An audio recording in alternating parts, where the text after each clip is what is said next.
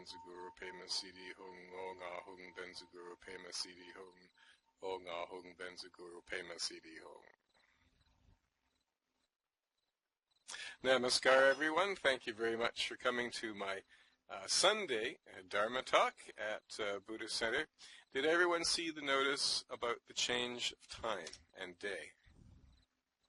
And if they did, is that a problem for anyone? You consider that. There's my information in the chat for anyone who is new. And unless there's some discussion, people. There's one further thing.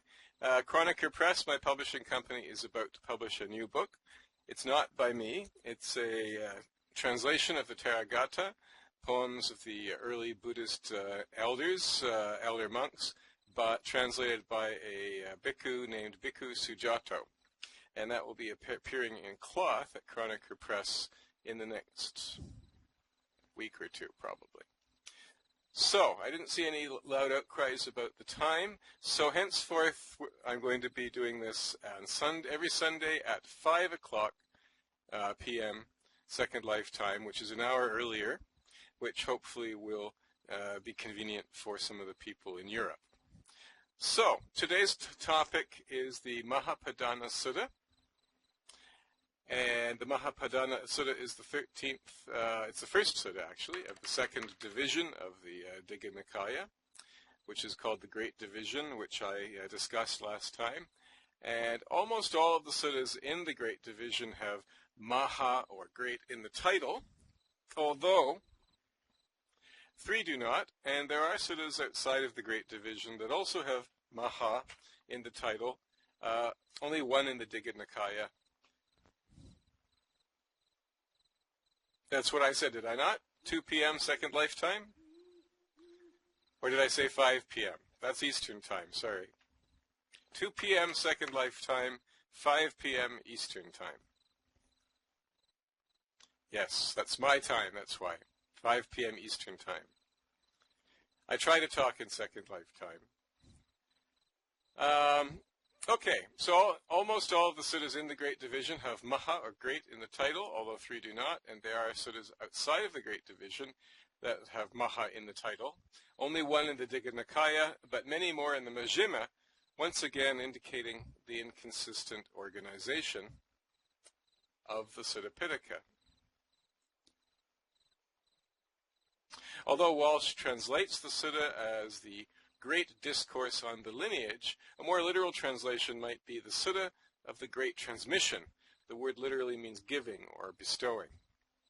In this sutta, the Buddha is at Sawati in the Kareri Hutment, which is located in Anathapindika's Park in the Jeta Grove. We encountered Sawati in the Potapada Sutta, the 9th sutta of the Digha Nikaya, where the Buddha discusses the higher extinction of consciousness with Potapada. A number of monks gather in the late morning at the Kareri Pavilion after the daily meal and are discussing past lives, whereupon the Buddha joins them and asks them what they are talking about, so they tell him. The Buddha proceeds to give the monastics a Dharma talk on past lives. The Buddha names 8 Buddhas who have appeared in the world hitherto, shown in the following table. And there you are. So as you can see, the names of the Buddhas from the most ancient to the most recent are Vipassi, Sikhi, Vesabu, Kakusanda, Konmagamana, Kassapa, I see it's misspelt there, sorry about that, Kassapa and Gautama.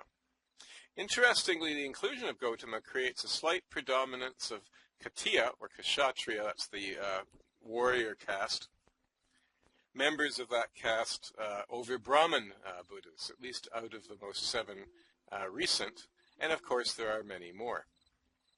The lifespan of human beings at the time of Gautama is described as, quote, short, limited, and quick. This lack, that's quote unquote, short, limited, and quick. This lack of longevity could, thank you very much. This lack of longevity may have something to do with the nature of the Buddha Gautama's teaching, which he says is far more limited and narrowly focused than the whole teaching. And you can see, as you go across the top of the chart, you can see the names of the Buddhas, how long ago they lived, their caste, their clan, and the lifespan of human beings at that time. The text goes on to describe the different trees under which all of the different Buddhas attained enlightenment, the names of each Buddha's 2 noble disciples, the size of each one's Sangha of Arhants, the name of each one's personal attendant, the name of each one's mother and father, and the name of the royal capital. These names are not likely to mean much to us, except, of course, for our own Buddha, Gautama, so I append the list as it pertains to Gautama alone. If you've read the Sutta, you know that the lists of all the different trees and the various other things, the names for all the different Buddhas, is quite tedious, and I see no purpose to go into it, except, of course, we do derive some valuable biographical information about Gautama from the account of him, and I give that information in the chat. So the tree was the Asata, the noble disciples were Sariputta and Moggallana. The number of Arhants, interestingly given, is 1,250. There are different numbers given different places in the Pali Canons, and it's something that interests me, and I'm going to collect them. Personal attendant was Ananda, of course. That was his personal attendant during the last 25 years of his life. His father was King Suddhodana, or the chief Suddhodana. His mother was Maya, and the capital is Kapilavatthu. By comparison, the number of Arhants of the previous Buddhas ranges, as you can see, actually I didn't put that in the chart, but it does range from 6.98 million to 20,000, a difference of 349 times, and the ratio of lifespans is a difference of 800 times, as you can see from the chart. Both the lifespans and the number of Arhants fall in each subsequent eon, that is to say, fall in the sense of diminish, become smaller. You can see a progression there from 80,000 years in the upper right corner to 100 years in the lower right corner. This expresses the doctrine of degeneration, or as we would say, the law of entropy, the arrow of time, which is fundamental to the Buddhist sense of history. The age, epoch, or eon, the Pali word is kappa, a Sanskrit word is kalpa, to which the Buddha is referring, appears in the Sutta, appears to be the antakapa, which is the time that it takes for human beings to descend from 80,000 years to 10 years and then back again to 80,000 years in terms of their lifespan.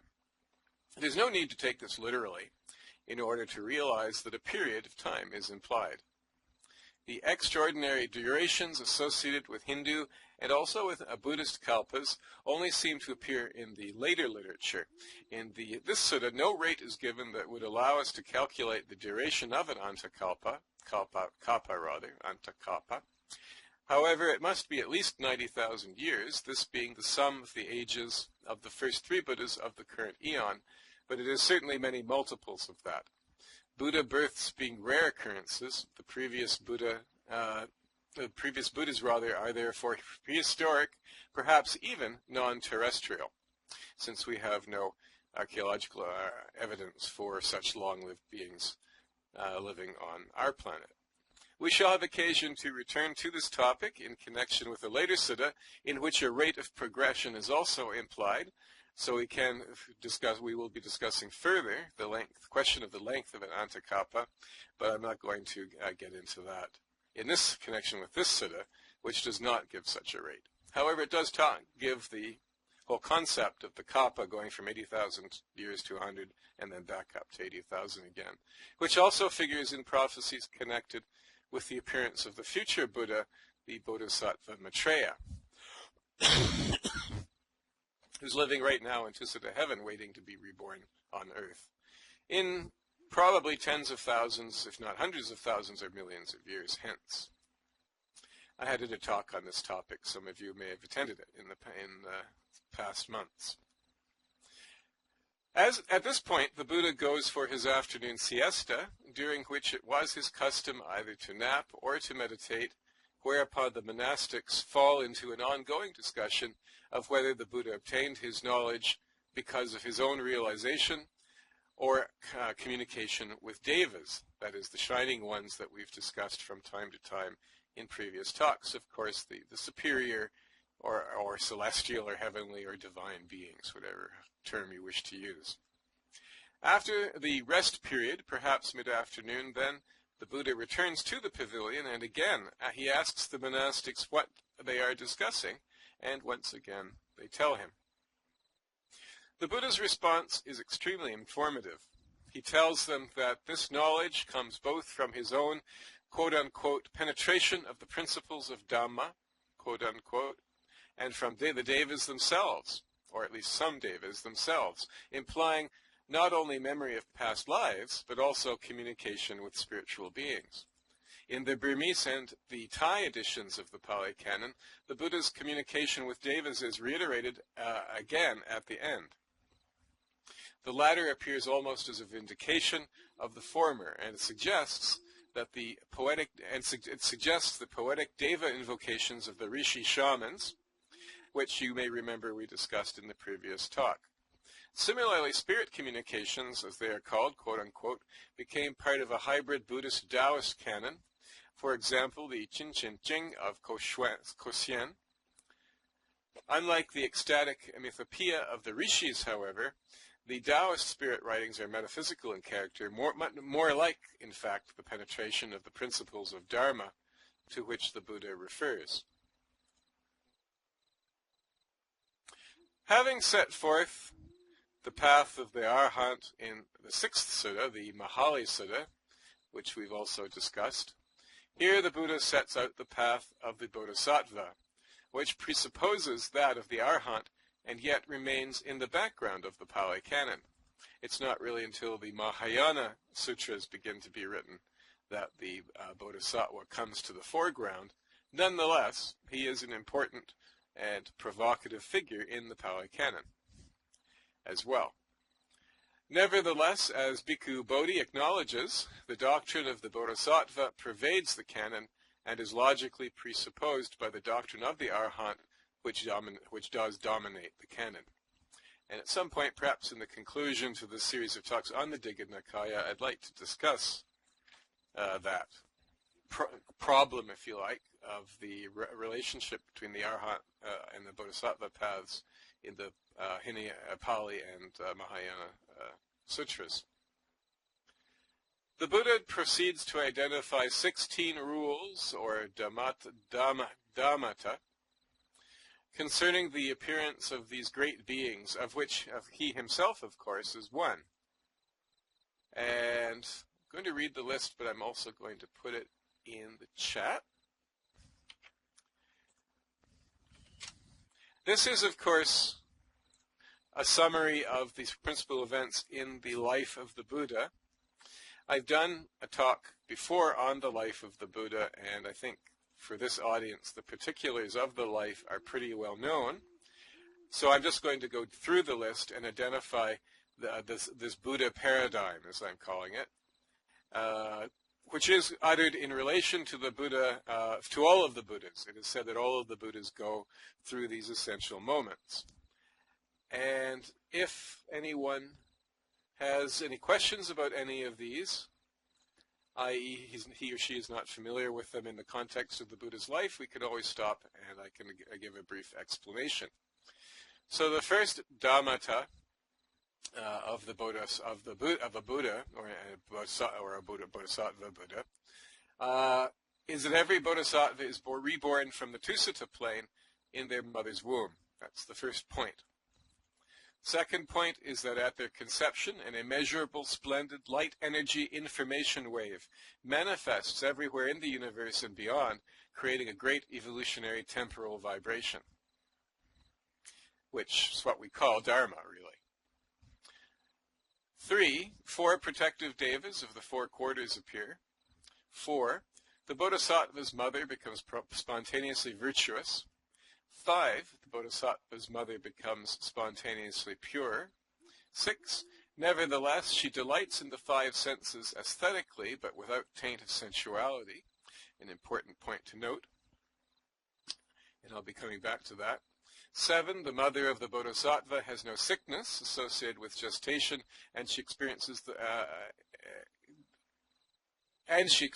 Bodhisattva in her womb. 8, the mother of the Bodhisattva dies 7 days after his birth and is reborn in the Tusita plain. 9, the term of the mother of the Bodhisattva's gestation is exactly 10 lunar months. 10, she gives birth standing up. 11, when the Bodhisattva is born, devas welcome him first, followed by humans. 12, when he is born, the Bodhisattva does not touch the earth. 13, when he is born, the Bodhisattva is not defiled by anything impure. 14, 2 streams of warm and cold water bathe them both after the delivery. 15, and you'll see a modern interpretation of this point on the slide. The newborn Bodhisattva faces north. He then takes 7 strides under a white sunshade. He scans the 4 quarters, and then he declares with a voice like a bull, this is a newborn infant, remember, I am chief in the world, supreme in the world, eldest in the world. This is my last birth. There will be no more re-becoming. And finally, 16, at his birth, the immeasurable, splendid light energy wave again manifests everywhere in the multiverse and beyond, as in the second point. So that light manifestation reoccurs. The Tusita, literally it means joyful plain, is the home of the Bodhisattva prior to his final rebirth as a human being. His conception initiates a negentropic information wave that radiates out indefinitely in all directions from the point of origin. Obviously, I'm using modern language, but this is the meaning of the text when we translate it into something that would be intelligible to us today. Buddhas are, of course, being born all the time in different places in the universe, so the universe is pervaded by such waves. We see this in the generalized evolutionary tendency that occurs within a dominant overall devolutionary, involutionary, or entropic tendency, the so-called ascending and descending arcs. And of course, our Big Bang origin expanding universe is a cyclical phenomenon exactly as described in somewhat more symbolically, of course, but essentially the same picture we get from modern physics and from the Buddhist description of cosmology, as I've also discussed in previous talks. The 6th point, that the mother of the Buddha rejoices in the creation, complements the Buddha's emphasis on metta-meditation, loving kindness, and mindfulness of the body, which I've also discussed in connection with the previous sutta. Interestingly, as Buddha Ghosha points out, mindfulness of the body is a distinctive meditative technique peculiar to the Dhamma. Similarly, the joyful plain is the penultimate home of the Bodhisattva, whose presence also has healing effects. The Bodhisattva is clearly associated with a luminous, vitalistic, energetic, negentropic, spiritual dynamic that implies the appearance of an evolutionary arc within an overarching devolutionary cycle. In gesturing towards the north, the infant Bodhisattva identifies himself with the north or polar star, the chief star, supreme above the world, which represents the summit or zenith of the world mountain, the axis mundi, the point of transcendence. And I didn't get a chance to put the image that I found for this on the slideshow, but you'll find it after 4 o'clock p.m. Second Lifetime when my blog is scheduled to be published. If you go to my blog and find that this talk, which will be the front talk, and look for this text, you'll find a very interesting graphic that I found, Buddhist graphic, showing the North Star surrounded by 4 iterations of the Ursa Major constellation, which I've discussed also discussed in a previous sutta in connection with the Parinibbana of the Buddha. In his commentary on the Digha Nikaya, Buddhaghosa takes all of this symbolically. Standing on the earth represents the 4 roads to power, and that's a powerful meditation technique which the Buddha talks about in other suttas, so I'm going to leave that for when it occurs. Facing north refers to the multitude to be won over in Buddhaghosa's interpretation. The 7 steps symbolize the 7 factors of enlightenment. The sunshade is liberation. Looking about refers to knowledge without obstruction. The voice of the bull represents the turning of the wheel, and in declaring his last birth, he proclaims the future fact of his arhatship. So symbolic interpretations of the sutras clearly go right back to the Theravada. Buddhaghosa was a Theravada scholar, and is not peculiar to the Mahayana either. The Buddha tells the story of Prince Vipassi,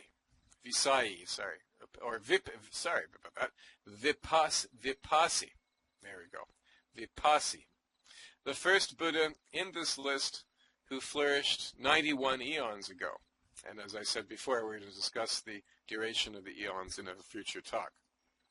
But vast periods of time. Essentially, this is the story of the Buddha retold, establishing a Buddha paradigm, including the examination of the child by the Brahmins skilled in signs, the 32 marks of a great man, which we have discussed at some length in connection with the previous sutta, the prophecy concerning becoming a world ruler or a world teacher, a Buddha, being raised in pleasure, including living in the female palace during the rainy season, surrounded by female musicians, and some quite vivid descriptions of some quite intense partying, that is either in the Pali Canon or the very early biographies such as the Buddha Charita. The 4 sights, an old man, a sick man, a corpse, and a pabajita, a renunciate. Again, these are all standard themes in the life of the Buddha, which I'm assuming everyone here is familiar with.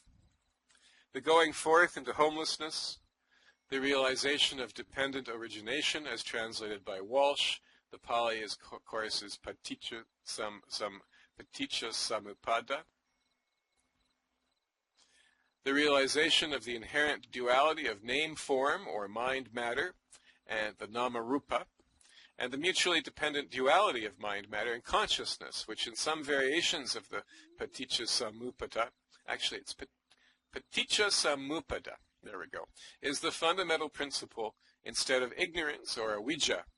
And Bodhi describes this mind-matter consciousness triangle, double dyad, at the root of the paticca samuppada. He describes this as a vortex. The realization of suffering or angst, dukkha. The realization of transitoriness, anicca, culminating in freedom from the corruptions without remainder. The realization of cessation. The decision to teach as a result of the merit-seeking behavior of God, who is named in other sutta as Sahampati. Walsh makes an interesting comment actually about that name, Sahampati. He says that's a mysterious title. He has that's all he says about it. It's a mysterious title. Who convinces the Buddha to teach for the sake of those who have only a little dust on their eyes. The teaching of the path of religion and the path of Dharma proper, so the 2 paths, the householder and the monastic, or the path of religion and the path of Dharma. The creation of the Sangha, the Dharma transmission, which he accomplished by sending forth the monastics for 6 years, no 2 together. Also reminiscent of an episode concerning Yeshua in the New Testament. And the recitation of the Vinaya, interestingly, at the end of 6 years. Since the Vinaya developed over time as a body of tradition, the Vinaya, of course, is the disciplinary code, in case anyone's not familiar with it. Since the Vinaya developed over time as a body of tradition and was built up in response to actual situations, this was presumably the time during which this process occurred. Thus, we may say that the original codification of the Vinaya took place when the Buddha was 41. And of course, those of you who have attended my other talks know that there's the Vinaya is somewhat contentious between the different Buddhist groups. Vipassi,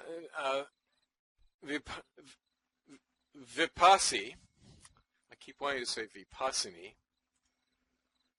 Vipassi realizes that he has rediscovered the insight way to enlightenment, as he terms it, the insight way to enlightenment, so this is the Buddhist path. This is the Buddhist praxis as discovered by the original, quote-unquote, original Buddha, Vipassi. Insight or wisdom is the corollary, of course, of ignorance or avijja. The word insight refers to vipassana and corresponds to jhana in Sanskrit, or jhana. The reference to unblinking concentration in the Sutta comes from the same root, and this identifies the Buddha as a jhana yogi. Those of you who are familiar with Vivekananda may remember his typification of the four yogas: Raha Yoga, Jhana Yoga, Bhakti Yoga, and possibly Karma Yoga is the fourth, I think it was. So the Buddha is a Jhana Yogi in that classification. Patanjali was practically a contemporary of the Buddha and was influenced by Buddhism. His use of the term samadhi, the Yoga Sutras of Patanjali, most of you I'm sure are aware of that, the foundational text of yoga. Patanjali incorporated a Buddhist term, samadhi, which now we're familiar with in the context of Hinduism, but in fact the word samadhi was not used in the Vedic texts prior to the Buddha. Buddhism, then, is preeminently a way of wisdom, something that I've argued for in my other talks, and this is clear throughout the Pali Canon as well as the Mahayana Prajna Paramita literature, which was the first post-Pali Buddhist canonical literature, which of course means the perfection of wisdom. In a previous talk, we have discussed the meaning of the word paticca samuppada, which in essence means everything arising from causes. This word implies the absoluteness of the law of karma, or kamma, that is, that every cause produces an effect and that every effect arises from a cause, from which we may deduce a number of principles, including the beginninglessness of samsara, the innate tendency of reality to differentiation, the universal intervolution of phenomena, the complementarity of mental and material causes, and the efficacy of volition or intention, also known as the power of truth. These are all things which have come up in other talks. In addition to the universal principle of paticca samuppada, the word alludes to a specific chain of linked causes and effects, called the nidanas, from which the Buddha deduces both suffering and its cure, the peculiar bidirectionality of cause and effect, one entropic and one negentropic, as well as revealing the two weak links in the chain that leads to, or lead, the weak links are actually what's lead, the weak links are what lead in the chain to the interrelated paths of wisdom and renunciation, as well as the primacy of the path of wisdom, which, if you've attended my other talks, you know that's something I mention quite frequently. And so this chain can be shown as a table, and there you have it. In this, going from top to bottom, the numbering is from top to bottom. We're starting with the place where the Buddha started, which is, as I also mentioned in a previous talk, the Buddha was unique in the Indian tradition in that he began by self-observation, by observing what was immediately present, whereas most ancient spiritual systems tended to begin with a metaphysical construct. The Buddha's metaphysical construct emerges out of self-observation. which is actually the literal meaning of sati, or mindfulness, self-observation.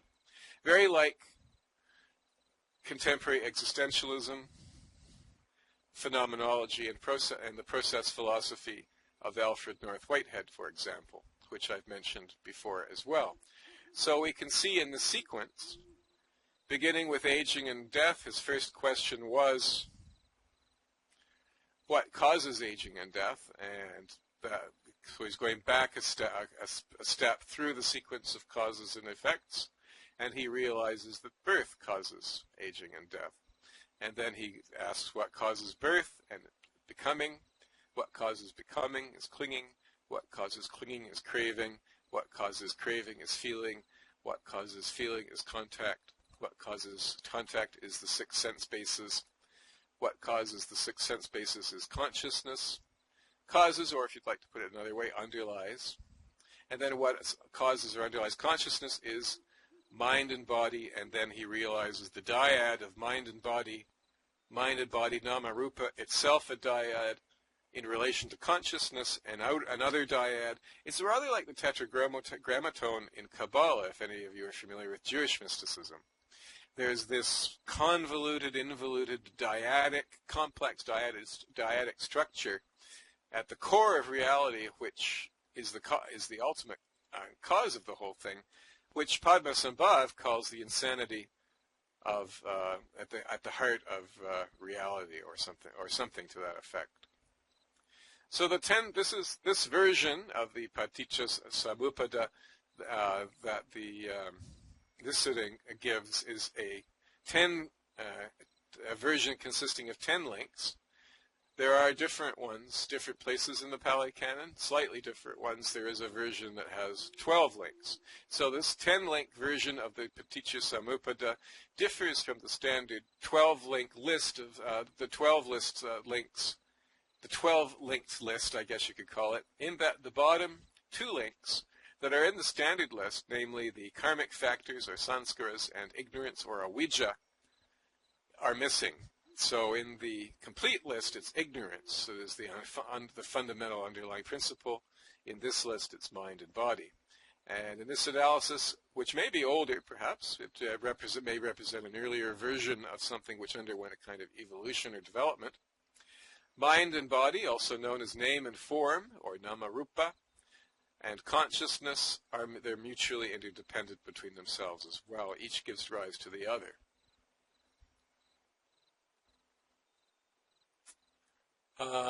They're a mutually interdependent dyad that underlies the whole system, whereas ignorance is fundamental in the complete list, as I said. Thus, beginning with what he knows, the Buddha works his way through a series of causes and effects from birth and becoming, through clinging and craving, feeling and contact, the 6 sense faculties. Buddhism counts the mind or brain as a sensory organ, of course. So in Buddhism, there's 6 senses. And finally, consciousness and the psychosomatic complex, that is the fundamental double dyad, the vortex that is the root of the whole system, to which the karmic factors and ignorance were added as later refinements. So we could actually find ignorance and the karmic factors in mind-matter consciousness. The list also exhibits the property of bidirectionality. The Buddha says that the Dharma leads upstream against the involuted current of samsara, or involuting current of samsara. Elsewhere, the Buddha implies that the path itself is a stream.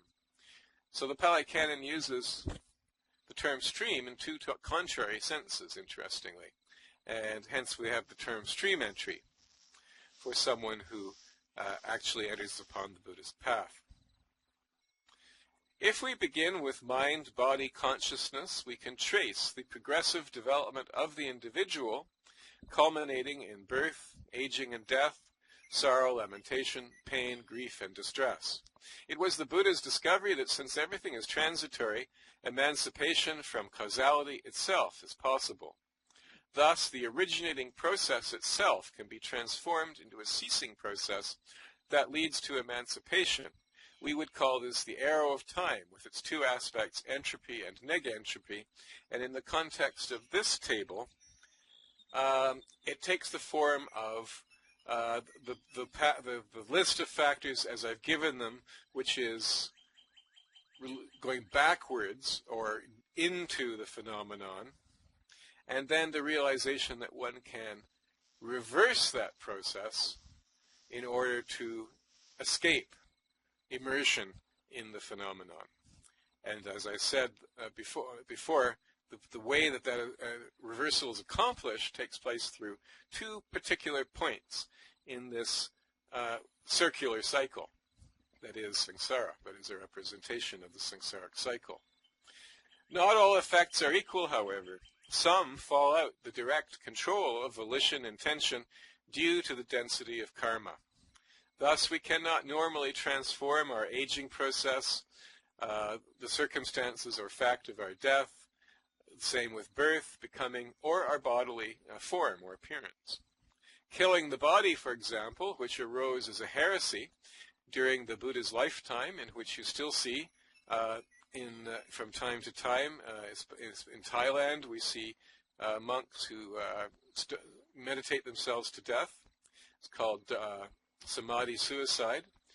And there's an interesting book written a number of years ago about this by a Torontonian, Ken something, Warder possibly his name was, in the 70s or 80s.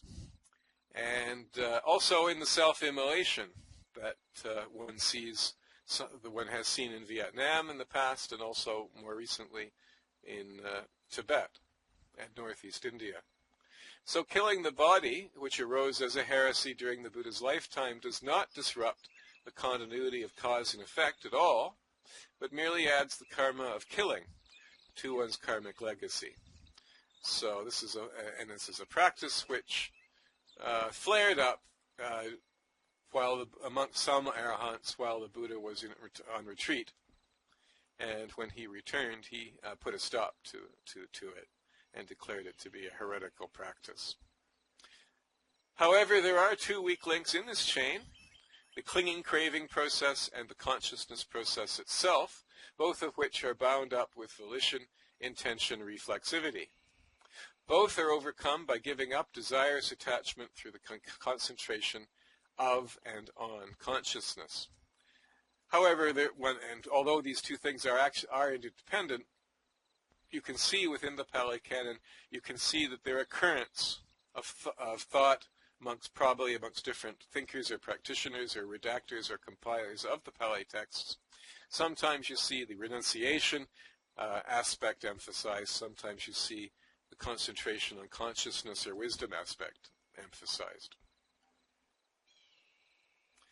This causes us to see reality, recognizing the essentially unsatisfactory nature of becoming, thus abandoning it once we realize that it is the source of our suffering, since all beings desire happiness and no one seeks suffering. This is even clearer in the 12-link version of the chain, in which the psychosomatic complex is itself dependent on unfruited karmic propensities or tendencies, the so-called sanskaras, similar to becoming, which are in turn dependent on not knowing or ignorance, quote unquote. Not knowing I prefer to ignorance, because ignorance implies a self, whereas not knowing is simply the absence of information, the absence of reflexivity. Thus, through the practice of renunciation, morality or self-control, and the cultivation of wisdom or gnosis, one can disrupt and transcend the binding fetter of paticca samuppada. The Buddha even applies the principle of paticca samuppada to an analysis of the origin of private property and government, which we will examine in its proper place. It does come up in a subsequent sutta. Whether it's in the Digha Nikaya or not, I'm not quite sure. I think it is, so I think it will come up in our future discussions. Embedded within the Nidanas is another set of principles called the 5 aggregates of clinging. And it's through the contemplation of the rise and fall, the appearance and disappearance, that is to say, the transitoriness of the five aggregates that Vipassi attains emancipation. So that is the technique that Buddha used to achieve emancipation. You'll notice in the different places in the Pali Canon where the enlightenment of the Buddha comes up, different places give different explanations of what exactly the Buddha was doing at the moment of his enlightenment, which would make a fascinating talk, in fact, for the future. The five aggregates are body, feeling, perception, mental formations, and consciousness. And there are several analogs with the 10-fold or the 12-fold chain. And I'll just go back to that diagram so you can see. You'll notice I italicized the ones that correspond approximately to the five aggregates. So the body is form or matter. The mental formations correspond to the naming mind. Feeling is feeling. Perception refers to contact together with the six sense faculties. Consciousness is consciousness. And altogether the five aggregates encompass the bottom or originary half of the Paticca Samuppada.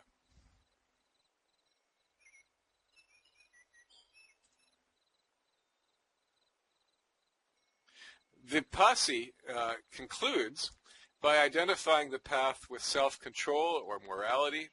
I actually prefer the term the word Vinaya literally means something more like self-control, or in Patanjali's yoga, the word the niyama, which is super control, one of the steps in his limbs of yoga. And I prefer that term to morality simply because it makes it a little sharper and more clear that we're not talking about some sort of sentimental, ethical concept, but really the purpose of morality is to discipline and restrain the negative propensities, which of course is morality. But in our Western nihilist, early 21st century nihilist, postmodernist nihilist culture, the word morality has lost its edge. So I think self-control is actually a better translation. In the Tao Te Ching, often you hear the word virtue, which comes from the Latin vir, which means manliness or strength. That's the distinction I'm trying to get at. So Vipassi concludes by identifying the path with self-control or morality and mental self-purification through the cultivation of wisdom. We must not make the mistake that Vipassi is the first Buddha, although he is the first Buddha to whom Gautama refers in this sutta.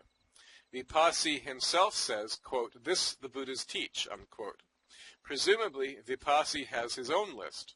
Such lists of Buddhas are merely lists of specific lineages, not all of the Buddhas that ever were. Just as there's no beginning to samsara, so is there no first Buddha. There are an innumerable number of lineages and first Buddhas. So Gautama's lineage originates with Vipassi, who establishes the paradigm for all future Buddhas in that Buddha lineage. To this point, the narration of the sutta has been continuous. Now, however, it appears that a completely different narrative has been spliced into this sutta at the end. You may have noticed that as you were reading it, because in this narrative, the Buddha is staying at a different place, just out of the blue, Ukata, in the Subhaga Grove, sitting alone at the foot of a sal, or tree, which is the Shoria robusta tree. And in the Bhatta Sutta, this is described as a rich agricultural village. It occurs to the Buddha that he has not visited the devas of the five pure abodes for a very long time. This is the realm of the non-returners, stream entrants who have transcended the human condition and can never again be reborn on the earth plane. And I've done a talk in the past in which I've discussed the 31 planes of existence, including the five pure abodes, fairly extensively. For this reason, the Buddha says, as a bodhisattva, he has never been reborn there. However, having been reborn as a human being for the final time, the Buddha resolves to visit the five pure abodes, perhaps to complete his tour of samsara. The text doesn't actually say that, but it would be a reasonable interpretation, I think. And we'll watch for a reference in a subsequent sutta that may confirm that supposition.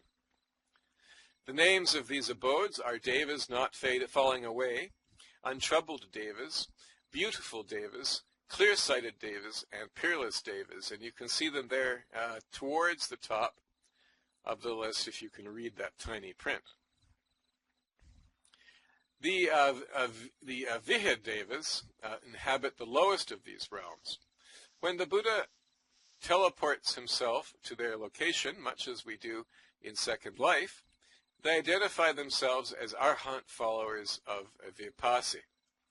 Other devas come forward who identify themselves as Arhat followers of the other Buddhas, Sikhi, Vesabu, Kakusanda, Kunagamana, and Kassapa, the last three in the present fortunate age. An age, epoch, or eon is considered fortunate if a Buddha is born in it. So our age is 5 times blessed, which may explain the many positive qualities that we find in it. According to multiverse theory, which is just beginning to be entertained by string theorists, there are an indefinite but certainly vast number of multiverses that are essentially dead. So the Buddhists once again anticipated a string theory concept by 2,500 years. These then recognize the same paradigm in the Buddha.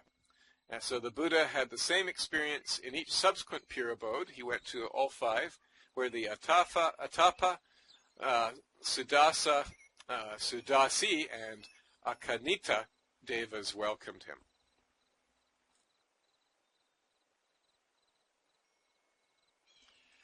What's fascinating about this description is certainly not its literal truth, not even the concepts of Buddha lineages, a Buddha paradigm, and the generation of a mental body, which we clearly recognize and which are admittedly fascinating in their own right. But the most fascinating thing to me in all of this whole description, this whole construct, if you like, this whole metaphysical construct, is the close similarity between the description of the 5 pure abodes and the psychedelic experiences of the highest order, associated with such hallucinogens as soma, ayahuasca, psilocybin, salvia divinorum, etc. And there's the picture of the psychedelic bodhisattva that I was looking for, that I was using to illustrate this concept. We know that experiences of this type underlie the entire Vedic spiritual tradition. I've done quite an extensive talk on this topic and in the context of the Soma sacrifice, which some of you may remember. Interestingly, psychedelics are also associated with the recollection of past lives. So in conclusion, Gautama declares that as a Tathagata he will not be reborn because having, quote, penetrated the fundamentals of Dhamma, unquote, which are beyond logical analysis and reasoning, and cut through multiplicity, quote unquote, this is of course in Walsh's translation, he has remembered the lives of the Buddhas of the past. This is a distinctive twist on the theme of remembering one's own past lives that appears elsewhere in the Pali Canon as a demonstration of the Buddha's accomplishment. Here he's remembering the past lives of the other Buddhas. The Pali phrases that Walsh translates as fundamentals of Dhamma and cutting through multiplicity are interesting in themselves, and I'll just put these words in the chat, because sometimes you can't quite catch the spelling from my pronunciation. The first is Dhamma Dhatu, and the second is Papancha. Dhamma, or Dharma, of course, has an extraordinary range of meanings, ranging from thing to truth. And we've discussed the meanings of Dharma in previous talks, so I'm not going to go extensively into this. Dhatu, or Dhatu really, Dhatu means element, natural condition, relic, the root of a word, a bodily humor, or a sense faculty. almost a synonym for Dhamma, but more concrete in reference. The dhatus are the component elements of which things are made, especially the four elements, fire, water, air, and earth, which today we would now refer to as states or phases rather than as elements. According to most Pali dictionaries, papancha means obstacle, impediment, delay, perhaps illusion, obsession, hindrance to spiritual progress.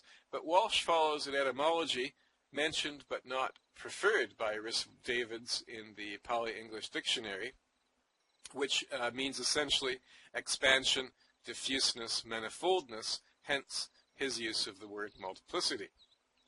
These considerations lead us to an alternative translation of this passage, which we might translate as follows, and I'll just put the translation in the chat as well.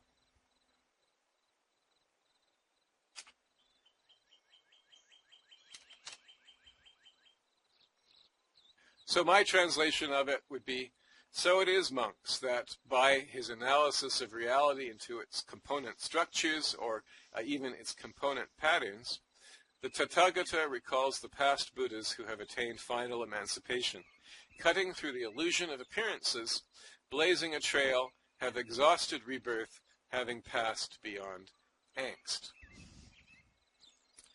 And that concludes my talk. That's all I have to say about the Mahapadana Sutta.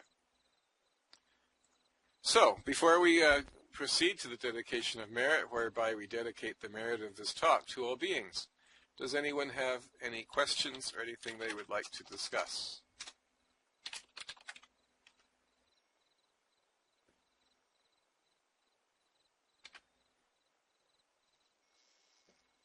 If not, we'll proceed with the dedication, but I'll just give you another 30 seconds or so.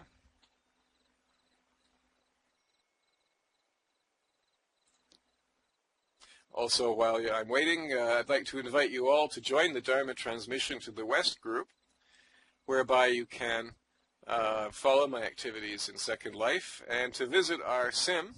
The group now has a sim located in the Visit Atoll sim called Zhuangzhung. And as long as they don't conflict with the Buddha Center, we do have permission to post our activities in the Buddha Center notices as well. So as long as there's no conflict with any Buddha Center talk, we'll be posting our Zhuangzhung talks on that venue as well. So it doesn't seem that anyone has any questions. So let's proceed with the dedication of merit. Oh! You caught me.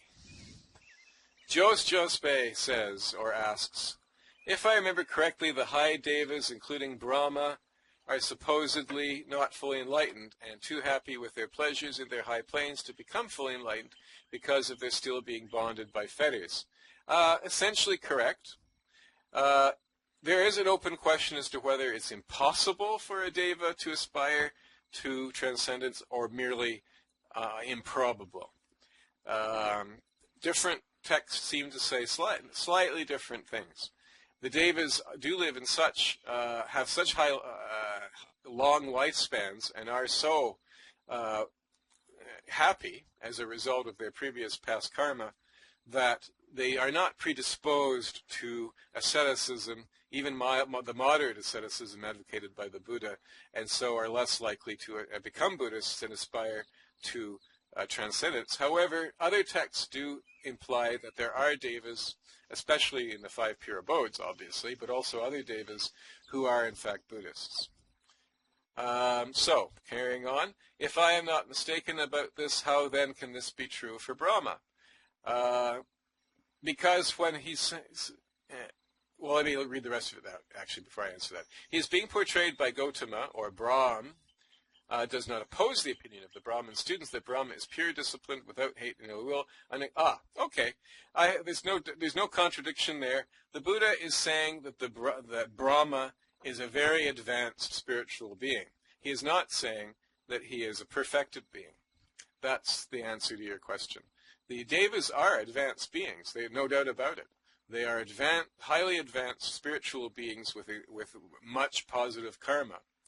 And there are Buddhists amongst them, but they are not perfected beings, and therefore they're all subject to falling back into lower rebirth when the store of their positive karma is exhausted by the conditions of their extremely pleasant rebirth in a Deva world.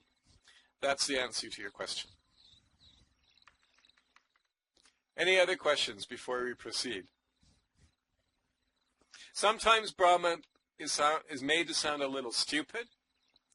Other times he's even glorified. But, and of course for the Brahmins, the Brahmin caste, being reborn as a Brahmin in the heaven of Brahma, with Brahma, is the goal of religion, as it is in the Judeo-Christian tradition, for example. Very similar kind of thinking, which is, of course, the essential thinking of theism. It was the Buddha's insight to declare that the God was not pure, perfect, and absolute, and that in fact what people were calling gods were in fact advanced but imperfect beings. In fact, Brahma, if you've read the Sutta, you may have caught the passage where the reason when the Buddha, in this case Vipassi, but it's a paradigm, so it's true of all the Buddhas, so it's true of Gautama as well. And if we were looking at it from an historical perspective, we would say that they've simply rewritten the Vipassi narrative based on the Buddha's life. From the Buddhist perspective, it's a little different, but there's no practical difference in the conclusion that those experiences are the experiences of Gautama. In any case, when he achieved enlightenment, he did have doubts about whether he should teach or not, should or would teach, simply because he felt that his Dharma was too profound and complex and would not be understood. It was Sahampati, who was fulfilling the office of Brahma. We discussed in the previous Sutta how Brahma is really an office, not an individual.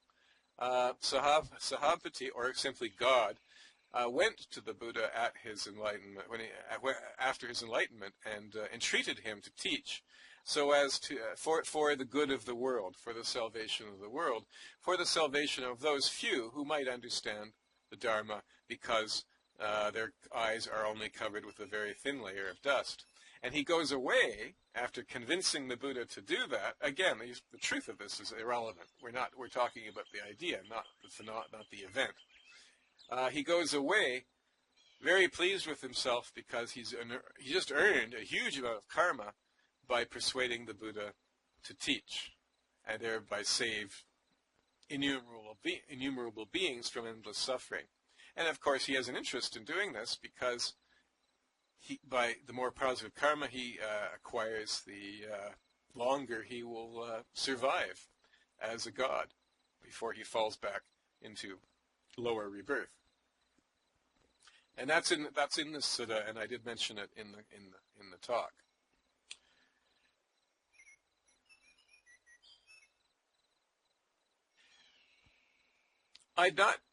Yes, that's the demiurge, the Gnostic demiurge who gets angry.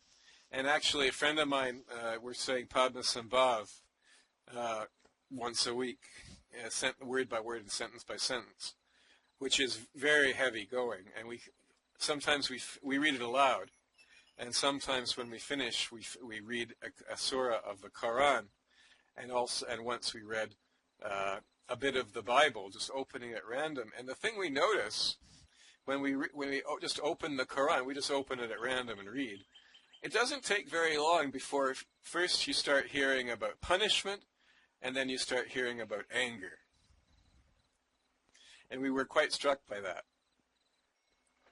And Padmasambhav doesn't talk about punishment or anger at all. We've got through 50 very dense pages, and punishment and anger are not part of the scene. But when you open the Bible or the Quran, it's the first thing that pops out: threats. Which is it makes an interesting distinction between the Asian and the Semitic tradition. Whether there is references to Brahma where he gets angry, I'll point them out if we come to them. I can't think of one offhand. Of course, various Hindu gods, and Buddhist gods too, for that matter, have wrathful forms. But I can't think of a reference to Brahma in the Pali Canon where he's described as being angry. But perhaps there is. Jospe says those religions must have been severely corrupted. Momoko says those gods are more like Brahmins and less like Buddhas.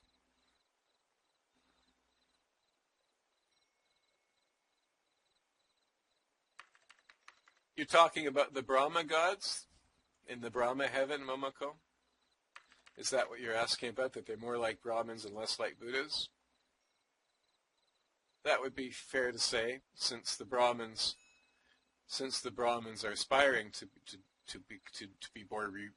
be reborn there.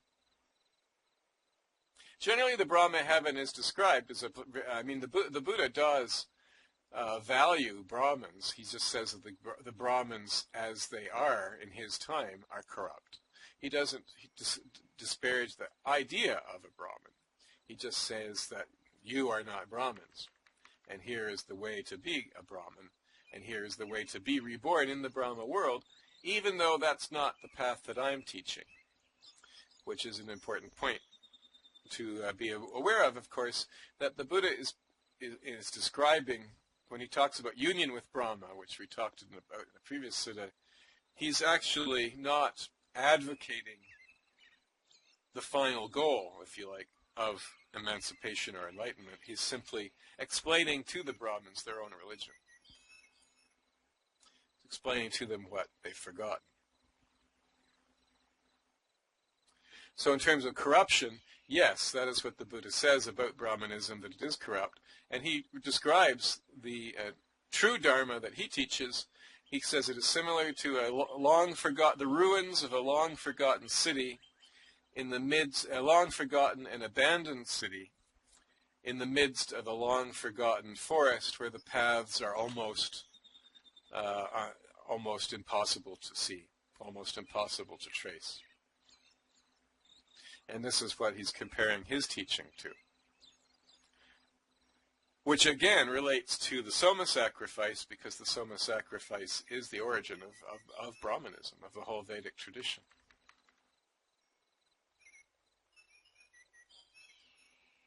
Erkantu says, perhaps in being self-aware or aware of their awareness, they are not prone to fits of anger. I think the actual inhabitants of the Brahma worlds are supposed to be highly virtuous and quite mindful. It's not an evil or demonic realm. It's not quite the Gnostic demiurge, although in the passage which I read about where the Brahma was speaking to the Buddha in this very self-aggrandizing and repetitive way in which he wants to save face before the other devas, I mean, that applies a bit of that. K.J. Englewood says the Bible God is more like Brahmins. I think all theism ultimately posits authoritarianism, and this is one of the ingenious innovations of the Buddha, that he created a spiritual path which discards the concept of deity. And to his credit, I think that's what makes Buddhism, in fact, virtually unique in that way. And thus we don't have, Buddhists do bad things too. I'm certainly not saying Buddhists are perfect, but historically you don't see the tendency to war, the tendency to violence, the tendency to terrorism that you see in the theistic religions, the tendency to intolerance. Although, of course, that all appears amongst Buddhists too, because Buddhists are imperfect also. But as a cultural phenomenon, you don't see it as prevalent or as intense or as extensive, I don't think. And to that extent, I agree with Robert Thurman and his rather idyllic view of old Tibet, for which he's been quite criticized. But I mean, there is a grain of truth in that as well.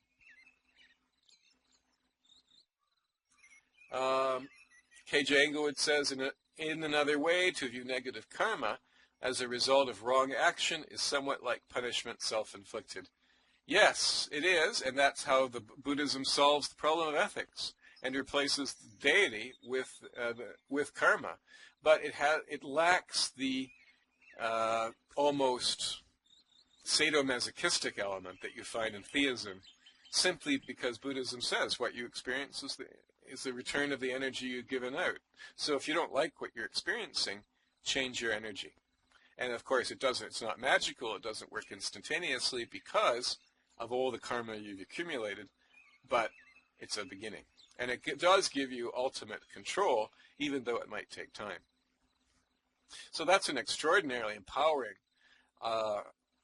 message that Buddhism has in relationship to theism, which people are basically subject to and subservient to this authoritarian deity. In the final analysis, we are control everything. We are God in Buddhism. K. Journeygood says that's what Momo is trying to say, if I'm not mistaken. Okay, that's fine. Any other questions or discussion before we wrap up with the dedication of merit? And for those of you who'd like to visit us in Visit Atoll, I'll be going there shortly afterwards. And if you're welcome to visit us. Rolo Tomasi says, that makes sense, seeing karma as cause and effect and choosing to change the natural order in order to improve our lives. I think so.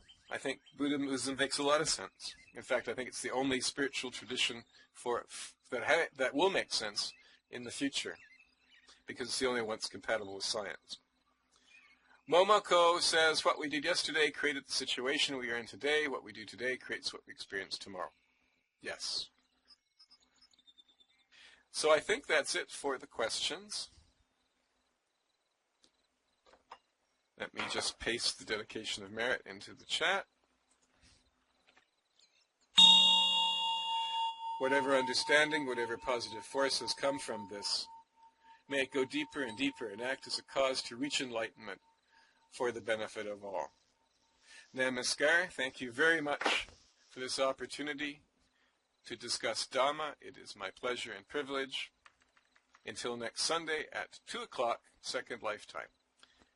The next sutta will be the 15th sutta of the Digha Nikaya, which is entitled the Mahapadana Sutta, the Great Discourse on Origination.